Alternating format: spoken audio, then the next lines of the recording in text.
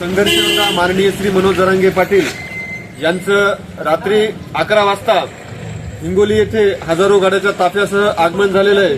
त्यांचा मुक्काम आता हिंगोली या ठिकाणी आहे। आपल्यासोबत मराठा बांधव आहेत जे की या ठिकाणी संघर्ष योद्धा माननीय श्री मनोज जरांगे पाटील हे मराठा बांधवांना या ठिकाणी आज मार्गदर्शन करणार आहेत। मुंबईला जाण्याची तयारी कशा पद्धतीने करायची काय या ठिकाणी मार्गदर्शन करणार आहेत। आपल्यासोबत काही समाज बांधव आहेत, आपण त्यांच्याकडून या ठिकाणी प्रतिक्रिया घेऊ। दादा, या ठिकाणचं नाव सांगायचं आहे आणि या मालकांनी कशा पद्धतीने म्हणजे अमाऊंट घेतले का कशा पद्धतीने नियोजन केलंय काय सांगायचं चालेल सर? मनोज दादांचा फोन आल्यानंतर हिंगोलीमध्ये मिशन 3 अंतर्गत जी काही 23-29 ऑगस्ट 2025 रोजी मुंबईच्या दौऱ्याच्या पूर्वनियोजनाची ही बैठक घेण्यात आली।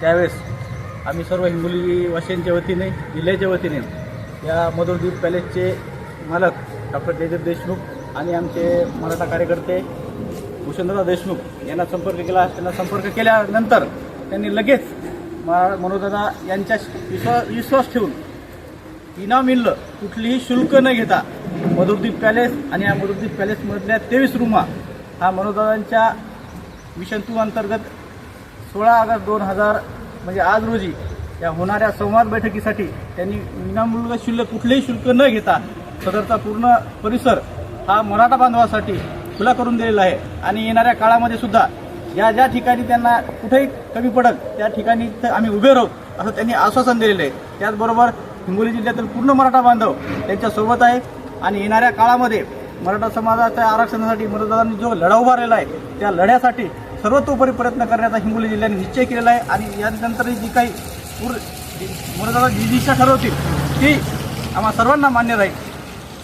आपल्यासोबत अजूनही काही समाज बांधव आहेत।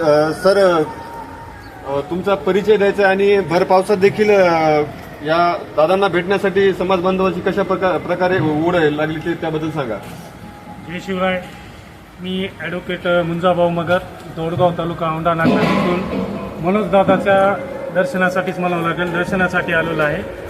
पवित्र श्रावण महिन्यामध्ये मनोज दादा गरजवंत मराठ्यांचा जो लढा त्यांनी उभारलेला आहे या लढ्याचा लाभ म्हणून आज रोजी दोडगाव या गावातील जवळपास 600 प्रमाणपत्र कुणबी समाजाचे 600 प्रमाणपत्र आम्हाला प्राप्त झालेले आहेत। आणि या प्रमाणपत्राच्या अनुषंगाने आमच्या गावातील विद्यार्थ्यांना शिष्यवृत्ती मिळण्यासुद्धा सुरुवात झालेली आहे। जे गोरगरीब गरजवंत मराठ्याची मुलं आहेत त्यांना आज शिक्षणात कुठलीही अडचण येत नाही आहे। आणि हे पूर्ण श्रेय माननीय मनोजदादा जरांगे पाटील यांचंच आहे आणि यांचंच राहणार। आणि दादांच्या भेटीला येऊन आज आमचं गाव या ठिकाणाहून जवळपास 70 ते 80 किलोमीटर आहे। हिंगोली जिल्ह्याच्या बाउंड्रीवरचे गाव आहे, परंतु भर पावसातसुद्धा कुणी मोटरसायकलवर येते, कुणी भिजत येते, कुणी एसटीने येते, ज्याच्या त्याच्या पद्धतीनं लोक दादांना भेटण्यासाठी येतच आहेत आणि येतच राहणार। आणि दिवसभर जर आपण पाहिलं तर इथं जवळपास हजारोच्या संख्येनं समाज या ठिकाणी हजर राहील अशी शक्यता येते। आणि यापुढे दादा म्हणतील तेच धोरण आणि दादा म्हणतील तेच तोरण एवढा शब्द आम्ही त्यांच्यातर्फे देतो। जय जिजाऊ, जय शिव। आपल्यासोबत अजूनही काही वसमतवरून समाज बांधव आहेत। दादा, आज दादा या ठिकाणी दिवसभर थांबणार आहेत, आपण वसमतच्या समाज बांधवांना काय आवाहन कराल? काल आम्ही दुपारीला निघालो आणि दादाला नांदेडहून हिंगोलीकडं आणायला गेलो सर्व ताफा आणि 6 वाजता आम्ही निघालो तर नांदेडहून तर जवळपास रात्री 11:30 वाजले दादाला हिंगोलीला पोहोचायला। कारण एवढं स्वागत हजारो लोकांनी वाटणं स्वागत जवळपास 20 ठिकाणी केलं। आणि वसमत मराठा बांधवांना एवढंच विनंती करण्यात येते कारण जास्तीत जास्त मराठा बांधव हा वसमत विधानसभेत आणि तालुक्यामध्ये आहे। तर जवळपास आमच्या चावडी बैठका झालेल्याच आहेत पूर्ण टोटल आतापर्यंत मुंबईला जाण्याकरता।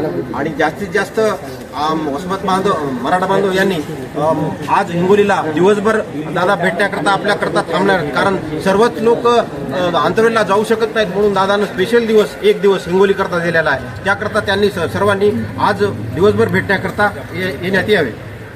तर हे होते मराठा बांधव जे की भर पावसात देखील सन्माननीय मनोज जरांगे पाटील यांच्या भेटीसाठी येत आहेत। आपण बघू शकता वातावरण पावसाचं आहे। पावसाच्या वातावरणाला बाजूला ठेवून समाज बांधव या ठिकाणी लाखोच्या संख्येने सन्माननीय मनोज जरांगे पाटील यांच्या भेटीसाठी उपस्थित राहत आहे। मी संदीप कदम, श्रीमंत वारकरी टीव्ही न्यूज, हिंगोली।